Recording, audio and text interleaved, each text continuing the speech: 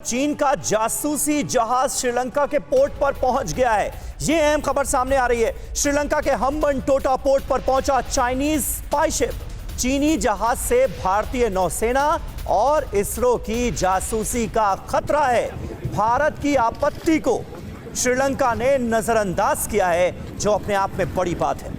यह अहम खबर इस वक्त सामने आ रही है। 22 अगस्त तक हम्बनटोटा बंदरगाह पर रहेगा चीन का जासूसी जहाज, और उसी जहाज की ये तस्वीरें इस वक्त हम आपको दिखा रहे हैं। 22 अगस्त तक इसकी मौजूदगी निश्चित तौर पर कई सवाल उठाने वाली है। चीन का जासूसी जहाज पहुंचा है श्रीलंका के पोर्ट पर, यानी भारत की जो सलाह थी उसे पूरी तरह से नजरअंदाज करते हुए श्रीलंका धोखा देते हुए नजर आ रहा है।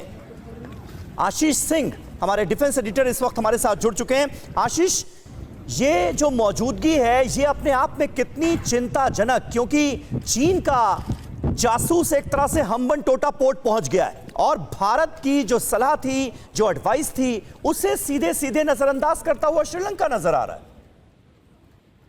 ये एक अच्छी खबर नहीं है भारत के लिए समीर, क्योंकि शुरुआती दिनों में लगभग हफ्ते भर पहले ऑफिशियली श्रीलंका की तरफ से मना कर दिया गया था चाइनीज स्पाई शिप जिसका नाम है युआन वांग 5, और ये आखिरकार हम्बनटोटा पोर्ट पहुंच गया है भारत के विरोध जताने के बावजूद।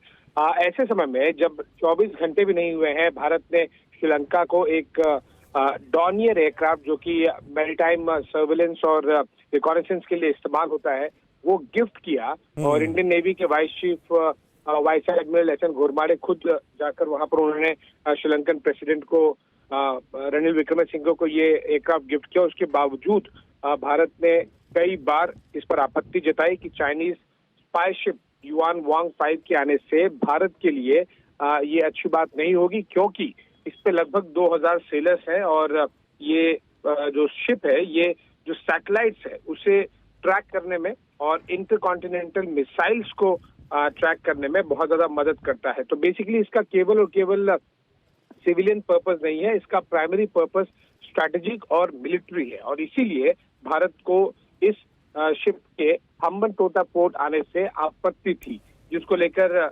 चिंता जताई गई। और भारत की चिंता के बाद में श्रीलंका ने हफ्ते भर पहले लगभग उन्हें मना कर दिया था। यानी आशीष, क्या अब इस मौजूदगी के बाद ये साफ तौर पर कहा जा सकता है कि भारतीय नौसेना को, इसरो को जासूसी का खतरा है, क्योंकि चीनी स्पाई जहाज का यहां पर पहुंचना ये अपने आप में कई सवाल तो उठाता ही है, चिंताएं भी बढ़ाता है।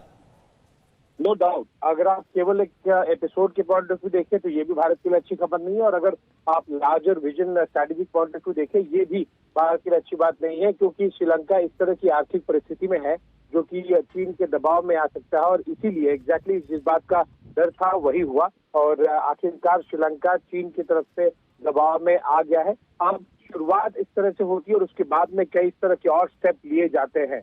भारत ने आर्थिक मदद श्रीलंका को की, लेकिन उसके बावजूद शुरुआती हिचक के बाद में श्रीलंका आखिरकार चीन की तरफ। तो इसका मतलब यही हुआ आशीष कि श्रीलंका पूरी तरह से चाइनीज डेट जो षड्यंत्र है या कह लीजिए जो ट्रैप है उसमें इतना अंदर तक वो धंस चुका है कि अगर भारत की तरफ से कोई मदद भी दी जाती है उसका भी कोई असर नहीं पड़ रहा, कोई प्रभाव नहीं पड़ रहा। इतना ज्यादा चाइनीज प्रेशर है, इतनी घेरेबंदी है, इतने ज्यादा जाल में उलझ चुका है श्रीलंका।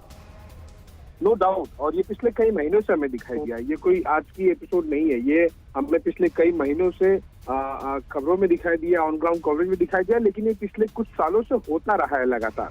पहले भारत जब रिक्वेस्ट करता था और प्रेशर डालता था तब श्रीलंका झिझक के साथ में चीन को रोक देता था, लेकिन अगर आप देखें तो एक सीरीज रही है, चाहे वो हम्बनटोटा पोर्ट को लीज पर देने वाली बात हो या फिर बाकी चाइनीज लोन की बात हो।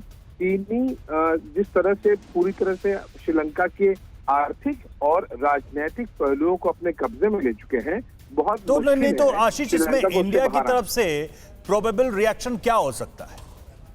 ऑप्शंस क्या है भारत के पास? देखिए, इन जनरल अगर कोई फ्रेंडली कंट्री नहीं होता तो अभी तक हाई कमिश्नर को समन कर लिया जाता, लेकिन इस केस में ऐसा होने के चांसेस बहुत कम है। वो इसलिए क्योंकि श्रीलंका खुद, भारत सरकार समझती है, इंडियन नेवी समझती है कि श्रीलंका ठीक है बिल्कुल आशीष, बहुत बहुत शुक्रिया आपका इस ताज़ा जानकारी और अपडेट के लिए। नजर बनाए रखिएगा, आगे भी आपसे अपडेट लेते रहेंगे। ये बड़ी खबर इस वक्त आशीष ने हमें दी है।